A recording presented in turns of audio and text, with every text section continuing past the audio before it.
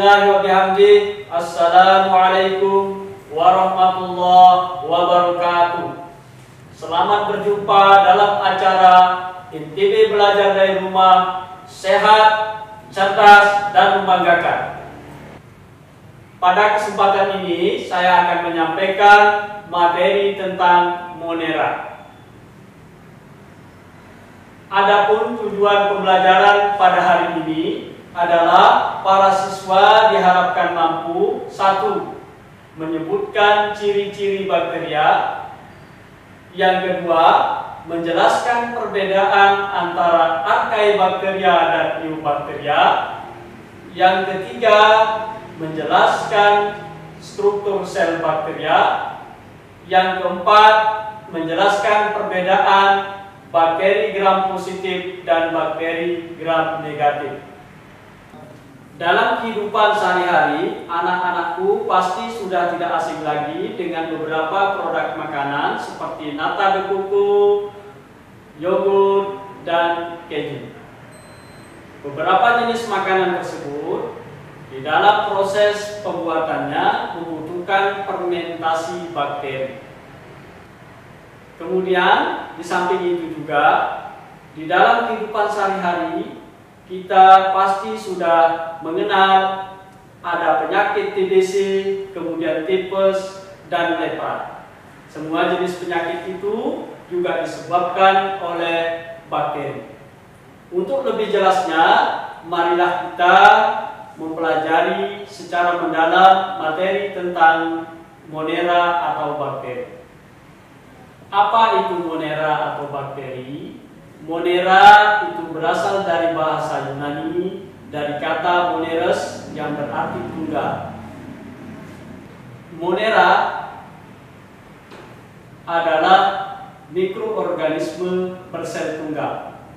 Dalam kehidupan sehari-hari, Monera biasa disebut dengan bakteri. Berasal dari bahasa Yunani juga, dari kata bakterion yang artinya batang kecil. Anak-anakku sekalian, setelah kita mengetahui pengertian Monera atau bakteri, marilah kita lanjutkan ke materi berikutnya, yaitu ciri umum Monera atau bakteri. Ciri yang pertama, Monera itu bersifat uniseluler, artinya bersel satu. Kemudian yang kedua, Monera itu memiliki sel yang bersifat prokaryotik, artinya tidak memiliki membran inti. Kemudian yang ketiga, ukuran tubuhnya sangat kecil, yaitu berukuran 0,5 sampai 5 mikrometer. Kemudian yang keempat, hidup secara soliter atau tidak berkoloni, dan ada juga yang berkoloni atau berkelompok. Kemudian yang kelima, umumnya tidak memiliki kloroplas kecuali pada Bacteria chlorophyll dan Bacteropurpurin. Kemudian yang keenam, berkembang biak secara aseksual atau tanpa melalui perkawinan, dan seksual atau melalui perkawinan. Kemudian yang terakhir, hidupnya kosmopolit, dapat hidup dan ditemukan di mana saja.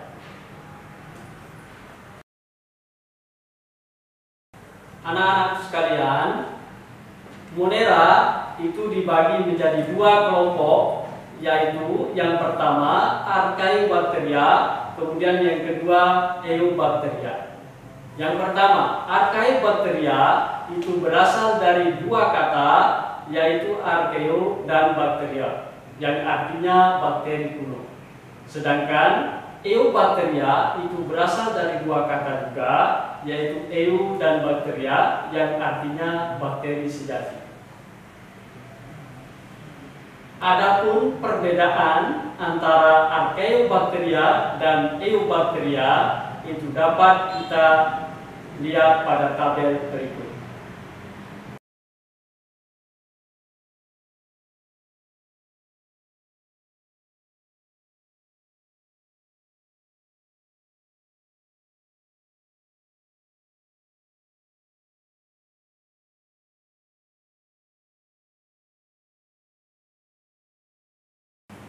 Dari tabel tersebut bisa kita lihat bahwa antara Eubacteria dan Archaebacteria itu terdapat persamaan dan juga terdapat perbedaan. Untuk lebih jelasnya, marilah kita membahas materi satu persatu. Yang pertama, Archaebacteria. Berdasarkan lingkungan hidupnya, Archaebacteria dibagi menjadi 3 macam. Yang pertama, itu ada bakteri metanogen, di mana bakteri metanogen ini mengubah hidrogen dan karbon dioksida menjadi gas metana. Dalam kehidupannya, bakteri metanogen ini hidup tanpa membutuhkan oksigen. Sebagai contoh, bakteri metanogen ini biasanya ditemukan di daerah rawa, kemudian terdapat juga pada atau dalam perut ruminansia. Kemudian yang kedua, bakteri halopin. Bakteri halopin ini merupakan bakteri yang hidup pada perairan yang kadar garamnya tinggi. Sebagai contoh, Fulobacterium halubium yang hidup pada tambak.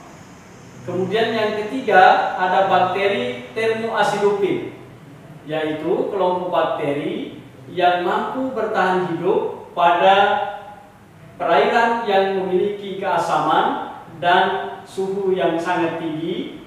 Sebagai contoh adalah Sulfolobus. Marilah kita lanjutkan ke kelompok bakteri yang kedua, yaitu Eubacteria. Yang pertama di sini struktur tubuh Eubacteria. Struktur tubuh Eubacteria dibagi menjadi 2, yaitu struktur luar dan struktur dalam. Kita mulai dari struktur luar.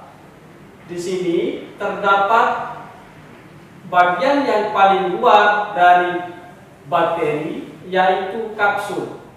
Kapsul merupakan bagian terluar dari sel bakteri yang berfungsi untuk mempertahankan bakteri, kemudian menjaga bakteri supaya tidak kering, kemudian sebagai pelicin pada saat masuk ke sel inangnya.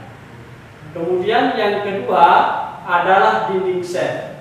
Dinding sel berfungsi untuk mempertahankan bentuk bakteri dan berfungsi supaya bakteri tidak pecah. Kemudian yang ketiga, membran plasma. Membran plasma berfungsi sebagai jalan keluar masuknya zat atau sebagai tempat pertukaran zat. Kemudian struktur luar selanjutnya yaitu flagella. Flagella berfungsi sebagai alat gerak dari sel bakteri. Kemudian selanjutnya ada pili. Pili ini berfungsi sebagai perlekatan bakteri pada substrat dan juga berfungsi membentuk jembatan konjugasi pada saat terjadi fertilisasi atau perkembangbiakan secara seksual atau konjugasi. Kemudian kita lanjutkan ke struktur dalam, dimulai dari sitoplasma. Sitoplasma merupakan cairan fluid yang berisi materi-materi organik seperti lipid, karbohidrat, dan protein, serta garam-garam mineral, DNA, ribosom, dan lain sebagainya. Kita mulai dari ribosom.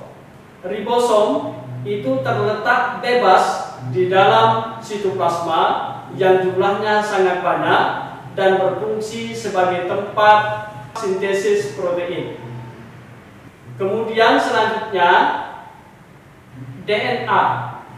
DNA itu dibagi menjadi 2. Yang pertama DNA kromosom, kemudian yang kedua DNA non-kromosom. DNA kromosom itu disebut juga nukleoid, sedangkan DNA non-kromosom disebut juga sebagai plasmid.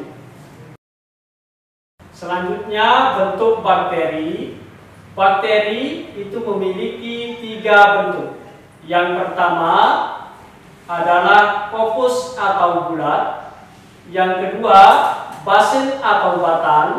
Yang ketiga spiral. Bentuk kopus atau bulat itu dibedakan berdasarkan koloninya.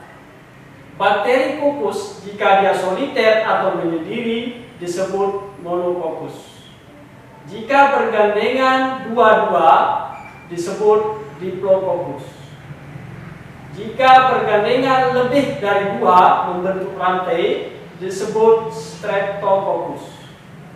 Jika bergerombol membentuk seperti buah anggur disebut staphylococcus. Kemudian yang kedua, bentuk basil atau batang. Jika berdiri sendiri disebut monobasil. Jika bergerombol atau bergandengan 2 disebut diplobacillus.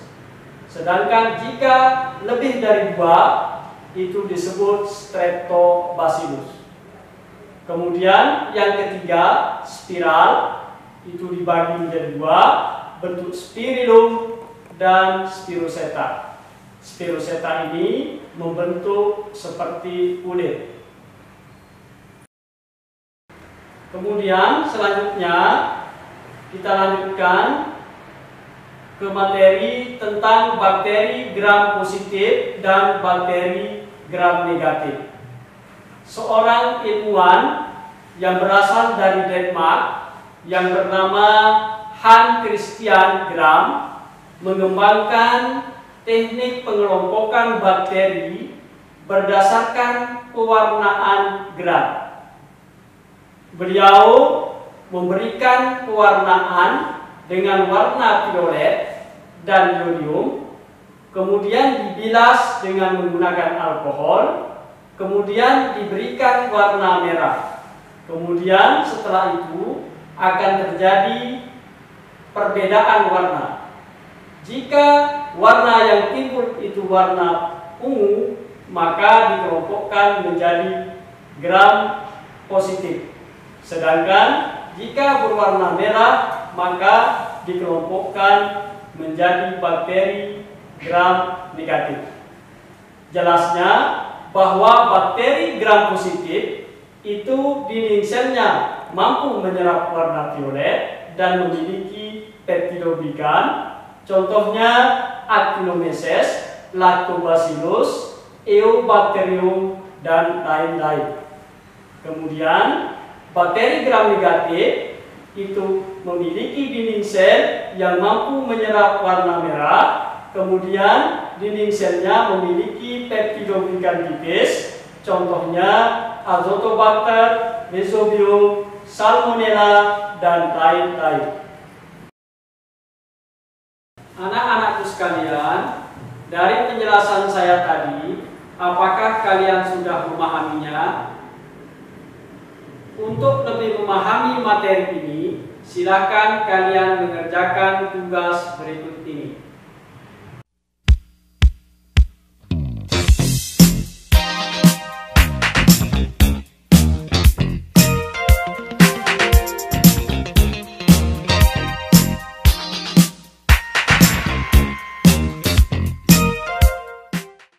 Demikian pembelajaran pada hari ini. Kalian juga dapat menyaksikan tayangan materi ini pada laman berikut.